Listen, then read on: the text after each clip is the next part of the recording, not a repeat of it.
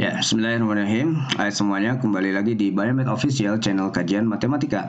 Oke, pada kesempatan kali ini kita akan membahas mengenai persamaan diferensial orde 2 ya. Dalam hal ini kita akan menunjukkan bagaimana cara mencari solusi dari persamaan diferensial non homogen dengan menggunakan metode variasi parameter. Oke, baik, kita simak videonya berikut ini. Nah, di awal pertama kita akan lihat dulu bentuk bentuk umum dari persamaan diferensial orde 2 ya. Kita memiliki bentuk umumnya A2X ya, A2X Y double aksen. Ini bentuk umum. Bentuk umum. Kita punya A2X Y double aksen ditambah dengan A1X, A1X Y aksen ditambah dengan A0X ya, A0X Y di situ sama dengan Rx atau Gx. Ya. Oke, perhatikan bahwa dari sini kalau kita bagi kedua ruas ya dengan apa? Dengan A2X di situ, maka kita akan memperoleh bentuk standar. Ya. Bentuk standarnya dari sini kita memperoleh Y double aksen ditambah dengan, nah ini A1X dibagi dengan 2X, kita misalkan sebagai PX, ya, PX Y aksen ditambah dengan A0X dibagi dengan A2X, kita misalkan QX. QX Y itu sama dengan GX dibagi dengan A2X, kita misalkan sebagai FX. Kita punya bentuk standar seperti ini. Nah, dari sini ya, Y double aksen plus PX Y aksen plus QX Y sama dengan 0. Dari situ kita memperoleh apa? Memperoleh solusi homogen terlebih dahulu kan, ketika kita buat dia 0 seperti halnya di video sebelumnya ya. Kita punya di sini solusi homogennya. Solusi homogennya ini adalah YH. YH-nya itu kita punya C1Y1, C1Y1X ya. C1Y1 tentu ini adalah fungsi X ditambah dengan C2Y2 ini adalah juga fungsi X. Nah, ini adalah bentuk solusi homogennya dengan bentuk C1 dan C2-nya adalah konstan. Nah, sekarang bagaimana bentuk YP-nya? Nah, bentuk YP-nya kita untuk metode ini, metode variasi parameter ya, kita gunakan tebakan awalnya itu mirip dengan solusi homogen. Jadi kita punya tebakannya waktu di koefisien tertentu itu, kalau di koefisien tertentu itu kita gunakan seperti yang ada di tabel-tabel, sama halnya dengan pola F-nya. Nah, sekarang untuk tebakan di sini YP-nya itu kita gunakan seperti bentuk solusi homogen, namun di sini C1 dan C2-nya kita ganti dengan suatu fungsi ya. Jadi ini kita punya YP-nya itu sama dengan apa di sini ya, U ya, kita misalkan U saja, U1X ya. Jadi C1-nya U1X Y1X ditambah dengan U2X Y2X. Nah, ini siapa sih sebetulnya? Kita nanti akan mencari siapa sebetulnya U1X dan U2X ini ya. Seperti biasa, karena ini kita anggap dia adalah suatu solusi yang merupakan tebakan awalnya, maka kita di sini lakukan penurunan saja untuk disubstitusikan ke dalam bentuk persamaan diferensialnya di sini ya. Jadi ini kalau kita turunkan, ya ini kita turunkan, ini akan menjadi apa? YP aksen ya. Turunan pertamanya itu dari sini adalah saya hilangkan X-nya saja di sini untuk mempersingkat penulisan.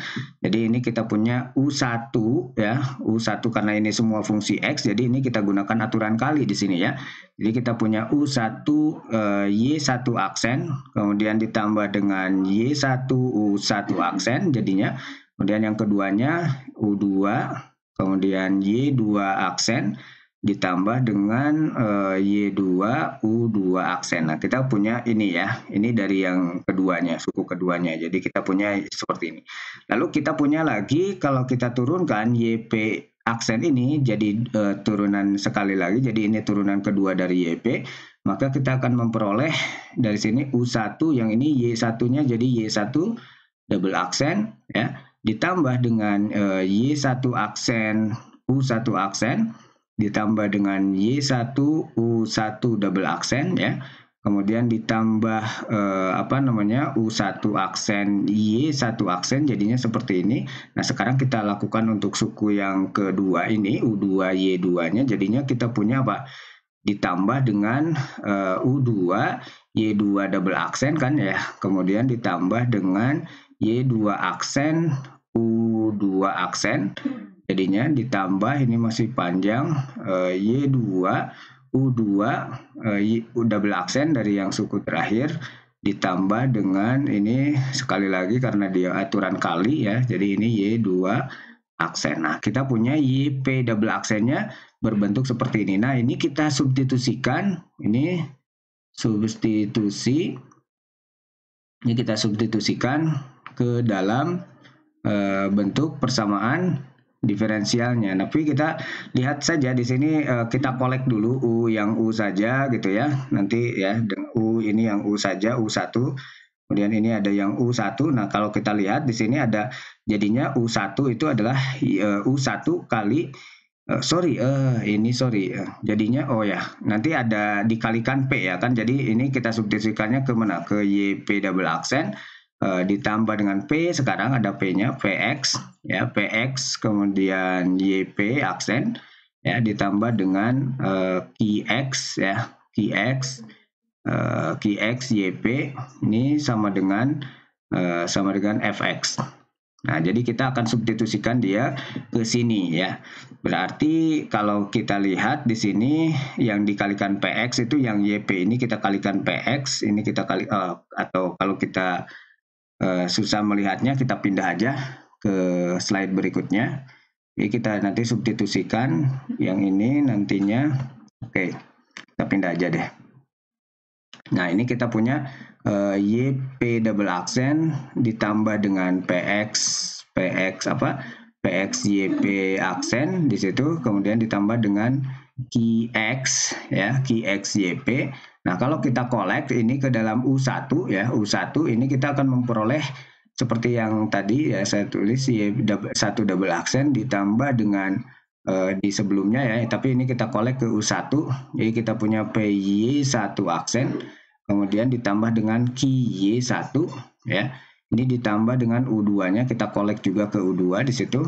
Kita akan memperoleh di sini apa? Y2 double aksen kemudian ditambah dengan PY2 aksen ditambah dengan QY2 ini untuk U2. Terus ditambah ini masih belum selesai ya, Y1 U1 double aksen ditambah dengan U1 aksen Y1 aksen ya, ditambah dengan Y2 U2 double aksen, ini sisanya U2 aksen Y2 aksen, kemudian ditambah dengan P situ P, kemudian Y1 U1 aksen ditambah dengan Y2 U2 aksen ya, ini untuk P-nya kita kolek ke P, kemudian ditambah dengan sisanya tadi apa? Y1 aksen U1 aksen ditambah dengan Y2 aksen U2 aksen. Nah, ini kita udah punya bentuk yang seperti ini ya, dimana ini nanti ini YP double aksen plus PX YP aksen plus QX YP itu nanti akan menjadi dia akan menjadi F ya. Nah, ini jadi F. Nah, perhatikan bahwa yang ini ya, bentuk yang ini Y1 double aksen plus ini jadi yang ini, jadi saya tulis FX di sini ya. FX-nya yang ini. Oke, ini jadi yang ini kan Y1 itu adalah solusi homogen. Jadi ini Y1 double aksen plus PY1 aksen ditambah QY1 itu sama dengan 0. Yang ini sama dengan 0 karena Y1 merupakan solusi homogen. Oke, jadi ini sama dengan 0. Terus yang ini juga karena Y2 merupakan solusi homogen ya, maka ini juga pasti dia memenuhi Y2 double aksen plus PY2 aksen plus QY2 itu pasti sama dengan 0. Oke, maka sisanya tinggal bagian ini ya. Bagian ini saja. Ya, kita punya yang ini Y1 U1 double aksen ditambah dengan U1 aksen Y1 aksen di situ ya. Kemudian dari sini kita punya yang ini Y2 Y2 U2 double aksen plus U2 aksen Y2 aksen. Nah, kita plus punya ini dan seterusnya ini. Kalau kita ubah yang ini kan dia adalah bentuk dari apa? Yang ini yang pertama itu adalah bentuk dari turunan pertama perkalian antara Y1 dengan U1 aksen. Maka kita akan memperoleh ini kan, bentuk yang ini itu adalah seperti ini. Dan yang ini ditambah dengan D per DX, yang ini kan turunan dari perkalian antara Y2 dikali dengan U2 aksen. Ya, ini sisanya masih tetap plus P ini Y1 U1 aksen ditambah dengan Y2 U2 aksen di situ ditambah dengan yang ini Y1 aksen U1 aksen ditambah dengan Y2 aksen U2 aksen. Oke, ya. Jadi kita punya bentuk seperti ini. Perhatikan bahwa ternyata yang ini kan bentuknya apa jadinya? Ini turunannya kan dia sifatnya linear kan, berarti D per DX ini adalah turunan dari Y1 U1 aksen ditambah dengan Y2 U2 aksen. Ya. Kan ini mirip ya bentuknya dengan yang P ya. Jadi ini P, ini mirip dengan yang ini. Y1 U1 aksen ditambah dengan Y2 U2 aksen ya. Ditambah dengan yang ini sisanya Y1 aksen, U1 aksen ditambah dengan Y2 aksen, kemudian U2 aksen. Nah, sama dengan fx di sini, sama dengan fx. Nah, karena kita punya dua variabel yang belum diketahui, yaitu adalah U1 dengan U2 ya, maka di sini kita setidaknya kita mempunyai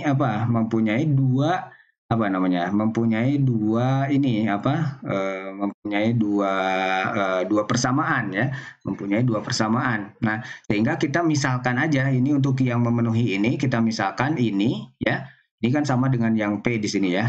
Nah, yang ini Y1 U1 aksen ditambah dengan Y2 U2 aksen kita misalkan 0. Jadi kita pilih ya, kita pilih U dan V-nya, ini asumsi ya.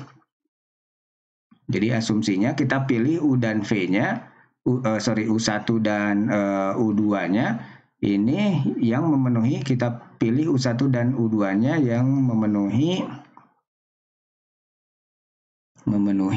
ini Y1 U1 aksen ditambah dengan Y2 U2 aksen itu sama dengan 0. Ya, kita memilihnya yang itu ya, pilih U dan U1 dan U2-nya di situ, sehingga yang ini 0 karena dari asumsi itu ya. Kemudian yang ini 0, maka kita memperoleh dua persamaan, Y1 U1 aksen ditambah Y2 U2 aksen sama dengan 0, dan persamaan kedua adalah yang ini ya. Kita punya jadinya Y1 aksen kemudian U1 aksen ditambah dengan Y2 aksen U2 aksen sama dengan 0. Oke, nah ini bentuk yang ini ya, kita bawa ke halaman berikutnya. Misalkan kita tulis lagi aja. Jadi tadi kita sudah sampai pada sistem persamaan linear. Jadi kita punya Y1 U1 aksen ya, kemudian ditambah dengan Y2 U2 aksen sama dengan 0. Terus dari situ tadi ada Y1 aksen U1 aksen ditambah dengan Y2 aksen kemudian U2 aksen sama dengan fx. Perhatikan bahwa kita bisa membuat ini menjadi sistem persamaan linear dalam bentuk matriks ya. Kita bisa tulis ini menjadi Y1, ini Y2, kemudian yang ini Y1 aksen, yang ini jadi Y2 aksen. Ini kita kalikan dengan variabelnya itu U1 aksen, kemudian U2 aksen. Ya, ini sama dengan di sini B-nya adalah 0 fx. Nah kan jadi kita punya bentuk yang seperti ini ya. Maka kita bisa selesaikan ini dengan menggunakan aturan Cramer ya. Kita gunakan aja aturan Cramer. Nah, dengan menggunakan aturan Cramer, kita akan memperoleh U1-nya siapa? U1 aksen itu siapa sih? U1 aksen di sini berarti kita ganti ini W ya. Coba perhatikan, ternyata ini adalah W ya, Wronskian matrix ya. Yang di materi sebelumnya kita punya Wronskian matrix di sini ya. Ini Y1, Y1 ini turunannya, ini Y2 ini turunannya kan. Jadi ini adalah W kan. Nah, maka kita di sini U1 aksen itu kita bagi aja dengan W kan. W ini determinan dari Wronskian, determinan dari matriks ini ya. Jadi untuk U1 itu berarti kita punya determinan dari apa? Determinan dari ganti ya 0 dengan fx ini ganti kolom pertamanya. Kemudian ini ada Y2 dan Y2 aksen ya. Ini dibagi dengan ini ya, determinan dari Wronskian Y1, Y2, kemudian Y1 aksen, Y2 aksen. Nah, ini kalau kita notasikan ini menjadi apa namanya? Ini W1 dibagi dengan W ya, di mana ini W1-nya kalau kita hitung 0 kali ini dikurangi dengan ini fx kali Y2, kita punya min di situ Y2 dikali fx ya. Dibagi dengan Wronskiannya kita tulis W aja tetap ya, jadinya kita memperoleh bentuk U1 aksennya seperti ini ya. Nah, kalau kita hitung berarti ya untuk U1-nya saja ya, U1-nya berarti dari sini U1 diperoleh dengan cara ini integralkan aja min dari integral Y2 fx dibagi dengan W integralnya terhadap X. Nah, ini udah berarti kita sudah punya bentuk U1-nya sekarang. Nah, begitupun dengan U2. Jadi U2 aksen itu kita punya apa? Ini kolom keduanya kita ganti kalau aturan Cramer ya. Jadi kita punya Y1, yang ini Y1 aksen, yang ini adalah 0, yang ini fx, kita ganti di situ dengan kolom B. Ini tetap Wronskian matrix Y1 Y2, ini turunannya Y1 aksen, Y2 aksen ya. Ini sama dengan ini kalau kita tulis notasinya ini W2 per W. Tapi W2 itu kita bisa hitung dengan apa? Ini kalau kita hitung determinannya jadinya jadi Y1 dikali dengan fx dibagi dengan W ya. Maka U2-nya itu sendiri, U2-nya itu adalah integral ya, ini enggak ada negatifnya, integral dari Y1 fx dibagi dengan W dx. Perhatikan bahwa untuk mencari U ternyata ini fungsi-fungsinya sudah diketahui semua. Perhatikan bahwa U1 itu terdiri dari Y2 dan Y2 itu diperoleh dari solusi homogen. Kemudian fx-nya adalah suku non homogennya dari persamaan diferensial. Terus W ini Wronskian matrix itu sudah bisa dicari karena kita sudah menghitung dulu apa persamaan solusi dari persamaan diferensial yang homogennya. Dari situ dapat Y1 dan Y2. Kemudian nanti kita hitung bentuk bentuk Wronskiannya ya. Lalu nanti kita tinggal hitung U1 dan U2-nya, maka YP itu yang tadi itu ya. YP itu sama dengan U1 Y1 ditambah dengan U2 Y2, di mana U1-nya yang ini, U2-nya yang ini ya. Oke. Nah, sekarang kita lihat contohnya. Nah, kenapa di sini tidak bisa dibagi dengan kenapa di sini bisa dibagi dengan W? Ya, karena W itu di sini harus tidak sama dengan 0 kan. Di sini determinan dari Wronskian ini tidak boleh 0 kan, karena ini solusi basis, jadi bebas linear kan, harusnya Y2 dengan Y1-nya itu harus bebas linear tadi ya. Oke, kita lihat contoh dulu. Jadi kita lihat contoh ya, contohnya kita punya misalkan Y double aksen dikurangi dengan 4Y aksen ditambah dengan 4Y itu sama dengan X ditambah 1 eksponen dari 2X ya. Perhatikan bahwa dari sini kita punya solusi homogen terlebih dahulu. kita selesaikan dulu bentuk homogennya. Jadinya kita punya di sini yang homogen bentuknya Y double aksen min 4Y aksen ditambah dengan 4Y itu sama dengan 0, dan ini berkorespondensi dengan persamaan karakteristik M kuadrat dikurangi dengan 4M ya, di situ ditambah dengan 4, atau kalau kita faktorkan ini sama dengan 0. Ini kalau kita faktorkan menjadi M minus 2 kuadrat ya. Ini sama dengan 0. Ya, atau dari sini kan berarti kita punya M1-nya sama dengan eksponen M1-nya adalah 2. Begitupun M2 ya. Di sini M2-nya juga sama, yaitu 2 ya. Berarti ini akar kembar. Nah, seperti yang sudah dijelaskan pada akar kembar, kita punya solusi basis dari situ. Solusi basisnya adalah Y1 sama dengan eksponen 2X, maka solusi Y2-nya, basis yang keduanya itu dikalikan kan untuk akar kembar. Jadi X eksponen 2X. Oke. Nah, dari sini kita hitung saja setelah kita punya solusi basis ya, berarti kita punya solusi umum ya, solusi homogennya di situ. Solusi homogennya berarti kita punya YH-nya adalah C1 eksponen 2X ya, ditambah dengan C2X eksponen 2X. Nah, kalau pakai koefisien tak tentu kan di sini ada 2X ya, berarti nanti tebakannya harusnya dikalikan lagi dengan X ya. Tapi kita sekarang menggunakan variasi parameter ya, untuk melihat solusi dengan menggunakan variasi parameter. Selanjutnya dari sini kita hitung Wronskian matriksnya. Ya, jadi dari sini kita hitung Wronskiannya, dapatlah apa? Dari situ W dari Y1 dan Y2, kita akan memperoleh yang Y1-nya tadi adalah eksponen 2X ya. Kemudian ini adalah X eksponen 2X. Kalau kita turunkan yang ini menjadi 2 dari eksponen 2X.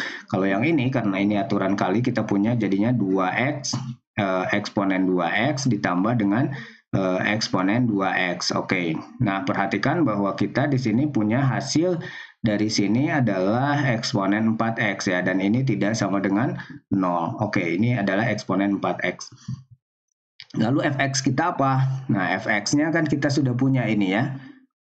Ini ya, jadi kita punya ini adalah X plus 1 kali dengan eksponen 2X. Ya, ini adalah Fx-nya. Lalu dari situ berarti kita memperoleh bentuk W1-nya ya. W1-nya itu adalah 0Fx, jadi ini 0, kemudian Fx-nya tadi adalah X plus 1 eksponen 2X ya. Terus di sini ada X eksponen 2X, yang tadi adalah 2X eksponen 2X ditambah dengan eksponen 2X. Kalau kita hitung yang ini 0, berarti sisanya tinggal min dari X plus 1 X eksponen 4X ya. Nah, lalu kita punya di sini W2-nya, W2-nya adalah ini kita tidak diganti, eksponen 2X-nya tetap, yang ini adalah 2 eksponen 2X, yang ini kita ganti dengan 0, kemudian ini X plus 1 eksponen 2X di situ ya, maka kita punya di sini hasilnya X plus 1 eksponen 4X. Sehingga dari situ kita memperoleh U1 aksen. U1 aksen itu tadi adalah W1 di situ adalah min ya, min dari W1 itu min ini ya, ini min. W1 itu adalah min dari X plus 1 X eksponen 4X dibagi dengan W-nya tadi adalah eksponen 4X ya. Sehingga dari sini kita memperoleh apa? Ini adalah min X kuadrat min X ya.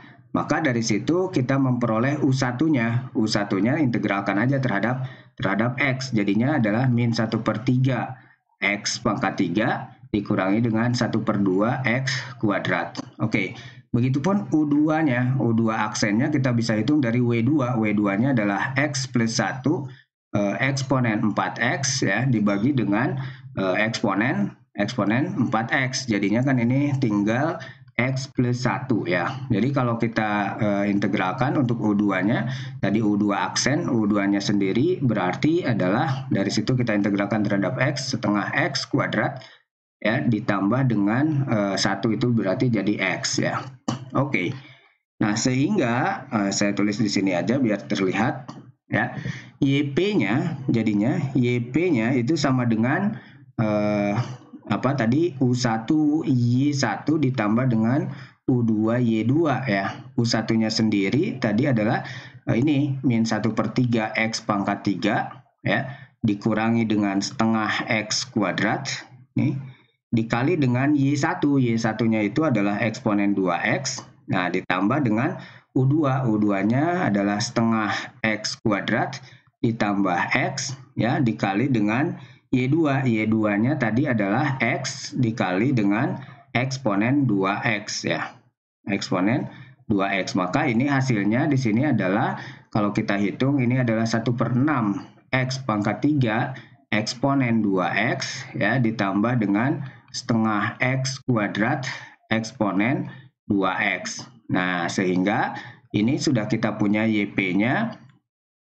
Maka solusi umumnya kan itu adalah Y sama dengan Y homogen ditambah dengan Y solusi dari solusi yang non homogen, yang solusi partikular. Homogennya tadi kita punya kombinasi linear dari Y1 X 2X ditambah dengan C2 X ya, eksponen 2X karena itu akar kembar ya. Kemudian ditambah YP. YP-nya adalah solusi partikularnya 1/6 X pangkat 3 eksponen 2X ditambah dengan setengah ini yang tadi kita hitung, setengah X kuadrat eksponen 2X. Oke, selesai ya. Itu adalah cara untuk menentukan solusi dari persamaan diferensial yang non homogen ya, dengan menggunakan variasi parameter. Oke, terima kasih sudah menonton. Sampai ketemu di video berikutnya. Salam matematika.